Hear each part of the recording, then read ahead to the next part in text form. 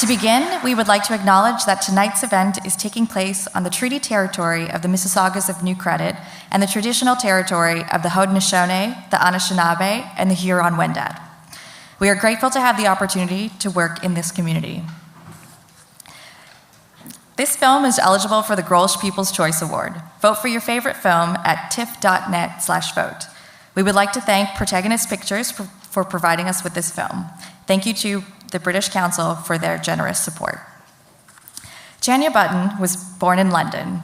Her directorial credits include the short film Fire and the feature Burn, Burn, Burn. Vita Virginia is her latest film. Please help me in welcoming to the stage Chania Button.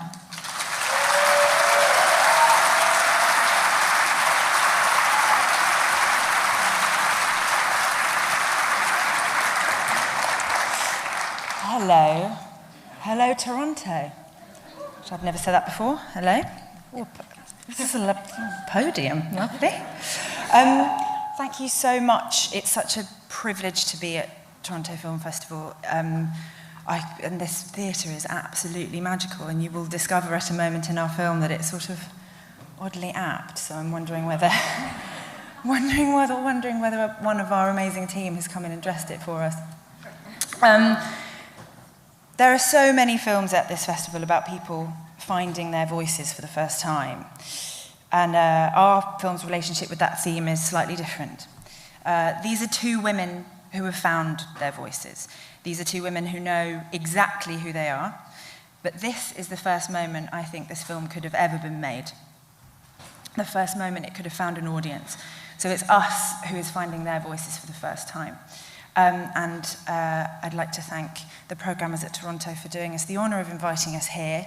And I'd like to introduce these two fantastic, fabulous, wonderful, brilliant, intelligent, smart, amazing women who chose to work with me on our film, Elizabeth Debicki and Gemma Arterton.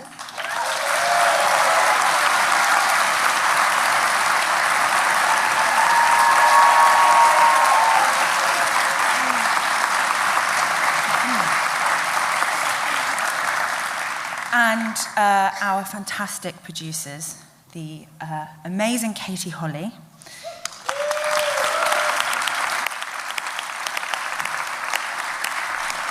and Simon Baxter and Evangelo Cusis.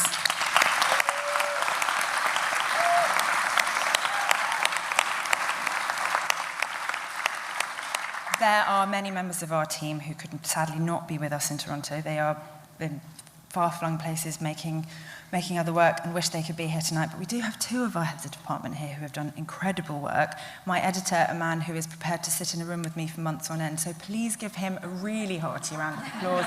He is generous and patient and kind. His name is Mark Trend.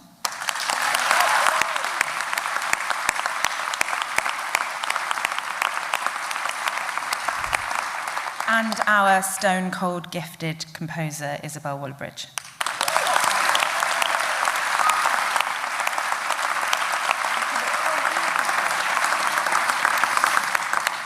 Thank you so much. Enjoy the film. Yeah, that's it. We will be here for a Q&A. Please don't leave. And of course, our two stars, Gemma Arterton and Elizabeth Debicki.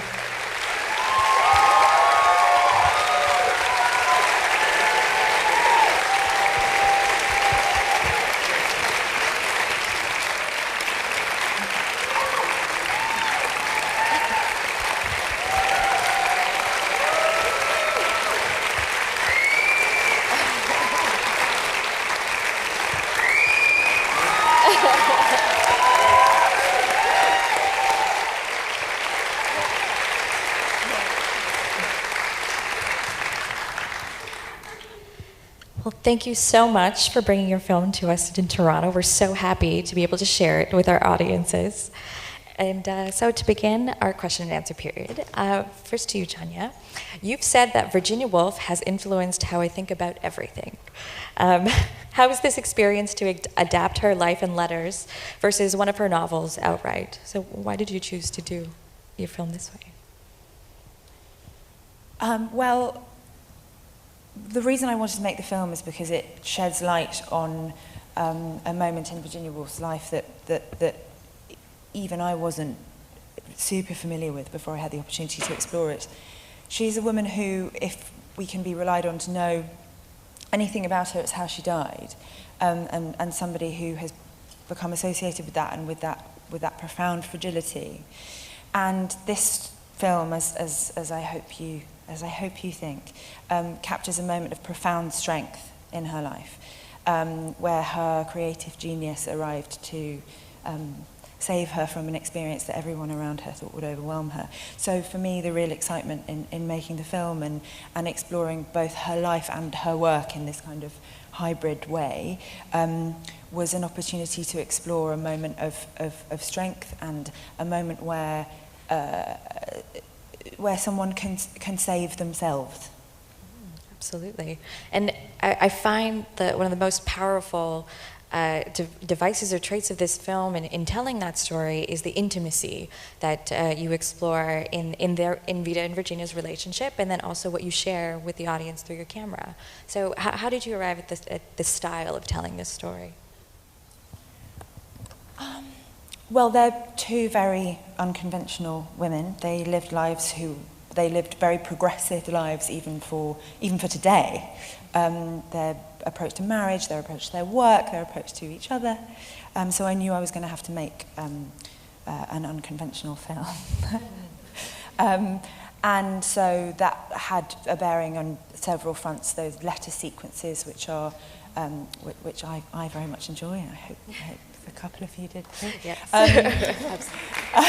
Thank you.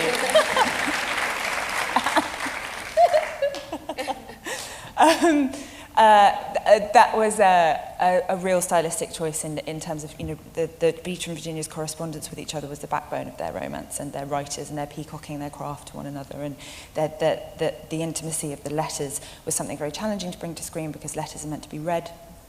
So finding a visual style for them that made it worth coming to the cinema to experience was cool, and hopefully the sort of that kind of direct camera approach gives you a feeling of what it might be like to be seduced by Virginia Woolf or Vita Sackville-West or either of these two ladies. And the music as well was a huge stylistic choice. Yes, for the music. Yes. Because they lived unconventional, bold lives, the film needed to sound unconventional and bold, so that too. So unconventional and bold characters. How did you two, Gemma and Elizabeth, come to kind of build this intimate relationship that we see on screen and in these confessional moments with the letters? Well, the letters that they wrote were extensive. It's like a Bible. It's bigger than the Bible, really. If they were alive now, they'd be prolific WhatsAppers, sending massively long, texts to each other. Those essay-type ones where you're like, well, I'll leave that till later to read. But there was so much in there. Well, that's what Vita would say. She'd be like, I'll leave that till later. Virginia would read it straight away, like, but there was so much in those to base. So true.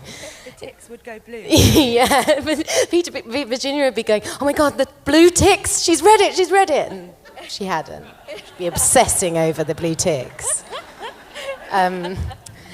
So that was a real gift for us, because you can read their work, and I think especially with Virginia's work, you can kind of get an idea of how she kind of thought. Vita is much more evasive and sort of has a mask all the time. So the letters is really where there's a lot of truth and honesty, and I think we kind of use those as our kind of as the anchor really for everything. I really recommend reading the letters. Now that you've watched the film, you've heard a lot of them, but there's more.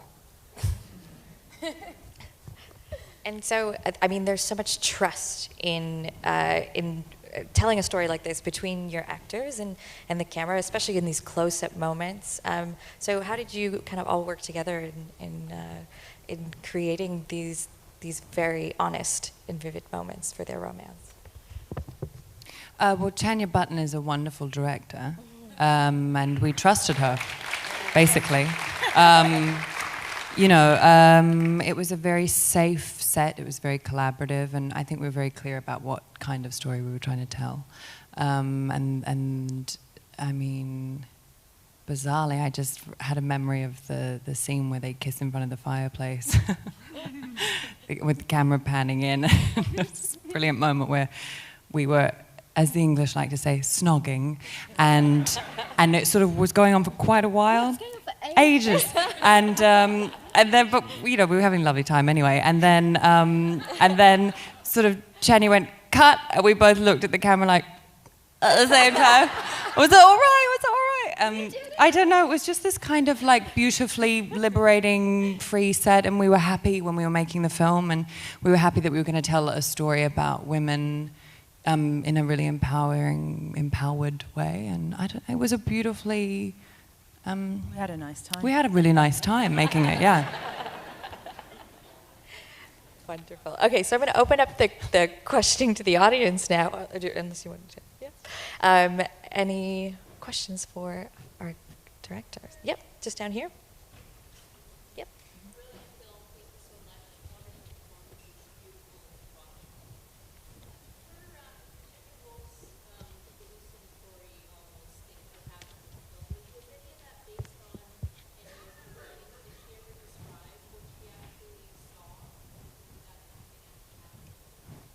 So I'll just repeat the question for the house.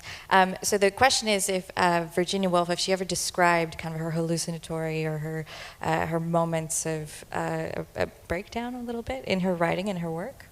Well, there are a couple of moments in her diaries and in her letters where she talks about, I don't know whether we would call them hallucinations, or where she talks about moments where she had sort of breaks from reality.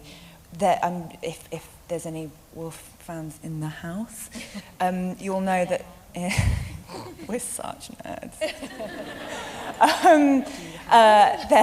There's a sort of famous moment where she says she's in the gardens at Charleston and hears the birds, thinks they're talking Greek.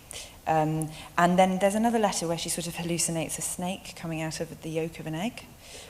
So there are little fragments in the letters that suggested, I think, that sometimes her mind would take her to a very odd interior kind of surreal place. But those sequences, as with much of the film, it's really our response to their story and their life, and there's much about it. So, there's this kind of lovely meta aspect to the film, I think, that, Virginia wrote a book about Vita without ever writing a word about her. It was an amazingly expressionistic approach to capturing someone's essence, and we hope we've done a similar thing with our film. It's our response to their story, so there's much of it that is as much us as it was them. So those sequences are our take on what it might have been like to be inside a mind like hers. Very nice. Okay, another question? Yes, down here. I noted that the film was in memory of Bill Shepherd. And can you speak to that? Bill Shepherd's Dame Eileen Atkins, who co-wrote the script, is her husband, who sadly passed away before we made the film, but he always very much wanted the film to come to life. So, yes. Thank you. Yes, just in the middle here.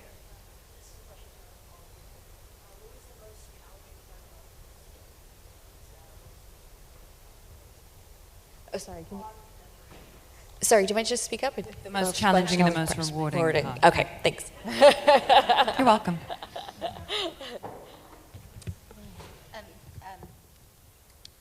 The most challenging part was trying to play Virginia Woolf, and the most rewarding part was trying to play Virginia Woolf.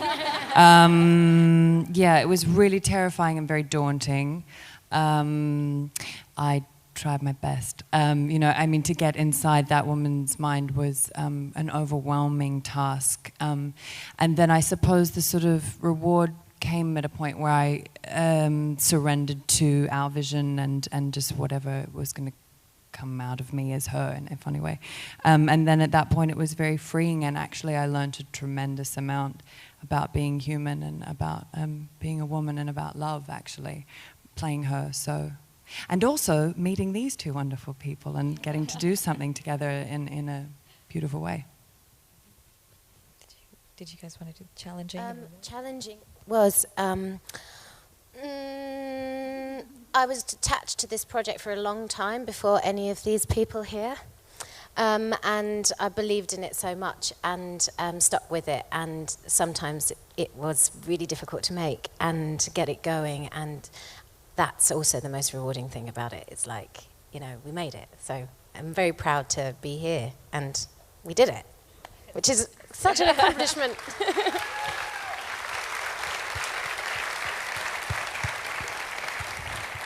Yeah, Gemma brought me the script, Gemma brought me the project, and both Gemma and Elizabeth, something that has been such a nourishing experience for me as a filmmaker is their generosity and their support. And I think we talk a lot, when you think about what it's like being a director, people presume that you're the one looking after everyone else all the time. And there's a bit of that. But these two ladies have looked after me and supported me. And without their faith in me and my vision and the project, we wouldn't be here. So I think this moment, you know, where all sorts of people are getting to make films, you know, people like Gemma and Elizabeth can lift people like me up and give them the chance to do that. So that's... And we need your voice. It's a beautiful one. Okay, another question? Mm-hmm. So it's questions about the locations and specifically Knoll House, I would say, yeah. Well, we made the majority of the film in Ireland, in Dublin, which is an incredible place to make a film. Very cold. Was cold occasionally. And damp. Was damp occasionally. So we made it in and around Dublin, and we had tremendous support from the Irish Film Board in doing so. And, you know, it really lent itself to, making the film in Dublin really lent itself to our expressionistic approach to the film visually, because much of what you see that's not really Charleston, sorry. It's all an illusion. It's not really, you know, it was never an option for us to shoot in the real location, so we had this amazing freedom of travelling around Ireland, and I spent about 6 months hunting for locations. And we didn't have, even though I'm incredibly grateful for all the investment in the film and our financiers have been incredibly supportive, we didn't have the budget that a huge studio film has. So our approach creatively was to go out into this beautiful country and find places, find houses, find castles that we could go in and kind of bring our team to and adapt them and change them. And we met some incredible people, some really bonkers people. Like mental people, just Yes. lending us a castle. Like, you can have it for the weekend. Lending us a It's so bizarre. castle. Yeah, so that was an amazing experience. And in terms of kind of Vita's story is very much about legacy and about the weight of legacy. And travelling around Ireland, meeting these incredible families who live in rattling around these amazing old castles that they just happen to have inherited.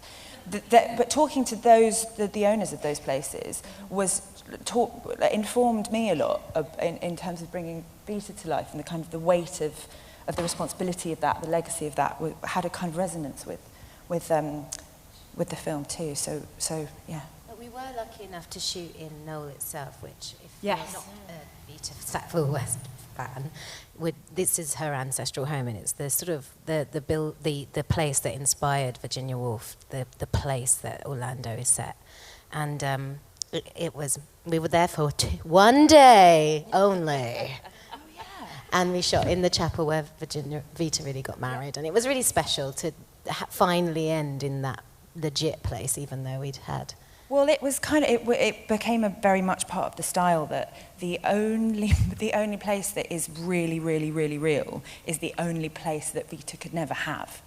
So you know, being at Knoll was this sort of lovely kind of inverse provided this lovely kind of inverse kind of rudder to the whole visual style of the thing. It was amazing to shoot at Knoll, as we called it. Because it was just such a puzzle once we were editing. It was like, is that Knoll or not Knoll? Cool. And then we shot this in London as well, which was lovely. I froze Elizabeth by the Thames on Valentine's Day. So, there we go. Okay, I think we have time for one more question. Yep, just on the balcony here. Yep. So this is kind of the big one. This is kind of the big one question where Virginia's supposed to go away with Vita, and Carol says, you know, this is never really work out, and it's the first she gets Virginia being who she was, Vita being who she was. Yeah, nightmare. The practicalities of the time, legislation, social norms.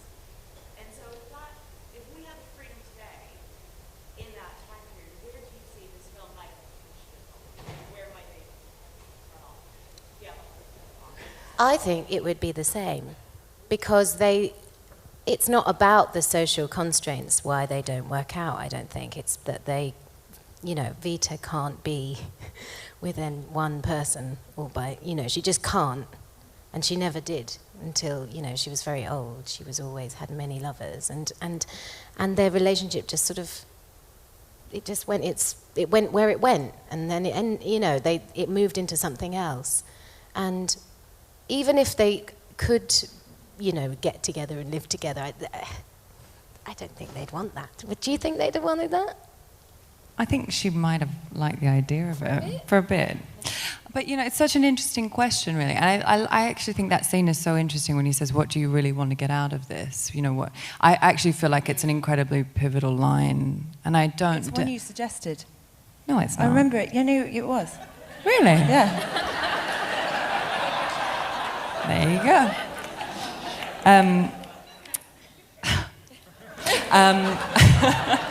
No memory. But, you know, I think it's pivotal because, now I realize why I suggested it, because it's a turning point for the character. No, but it is. It's really important, I think, in life to have people who are sort of truth tellers and sort of, they bring a reckoning. And I think that, you know, people who you love and trust can be those people for you. And I think that Leonard was for her. And she loved him very deeply, and so she listened. And I think that when she did ask herself that question, I don't know that she really knew what she was going to get out of it. And it wasn't what she thought. This is getting very ambiguous, which love is. But, you know, I don't think she realized... I think she realized in that moment that the things she thought she could get from Vita was never going to be there. Oh, which brings me nicely onto... So, you know that bit where... Virginia's written Orlando, and it's been like the biggest love letter of all time, and she gets it printed and sends it to Vita, and Vita dedicates it to her new girlfriend as Orlando. That's based on fact, because I was given a book. Yes. To be clear. But I was given a book, like a book of an original copy of Orlando, which Vita had signed to one of her lovers as like with Orlando's love, and I just thought that is harsh. You know, but it's also that moment where, you know, Virginia realizes that she does the biggest thing she could possibly do for this woman, and she's still, you know, it's a moment of, oh yeah, I see you now, I see your true colours. And that's what's going through her head. We're grown-ups, I promise. Yeah. I think it would. I think regardless of when the film was set, it would have turned out the same. I think their relationship was their relationship, and they remained in each other's lives for the rest of Virginia's life. And again, to sort of echo what Gemma said, I'm not going to sing the song. Are you not going to sing the song? I'm not going to sing the song. No, I'm not doing it. I think, to echo what Gemma said about, oh God, I'm going to sing the song. I see your no. Leonard and Virginia's marriage was one that had a tremendously progressive approach to her mental health, bringing it right back down to something serious now. And I think that he offered, and they together built a structure for her from within which she could write and live. And that scene where she says, I need Leonard and I love him, and it's taken such a long time for me to find balance. She couldn't be without him. They couldn't be without each other. And in a similar way, Vita and Harold as well had a tremendously supportive marriage, and we wanted to make a film where no one said no to each other. And so I think there wasn't, Vita was never going to totally leave Harold, and Bob's not, no. And Virginia and Leonard would never leave each other. So I think that Vita and Virginia's relationship found the right shape. And I think that it's a film about an unconventional relationship which remained really potent and really passionate for the rest of their lives and defied definition, as so many relationships do. Oh, yes. That's very true. Okay, well, that was, I think, a really beautiful way to end this, because it is about love. And I think we love that you brought this film. And thank you all so much for coming. Thank you for joining us. And if you love the film, don't forget to vote for it for a People's Choice Award.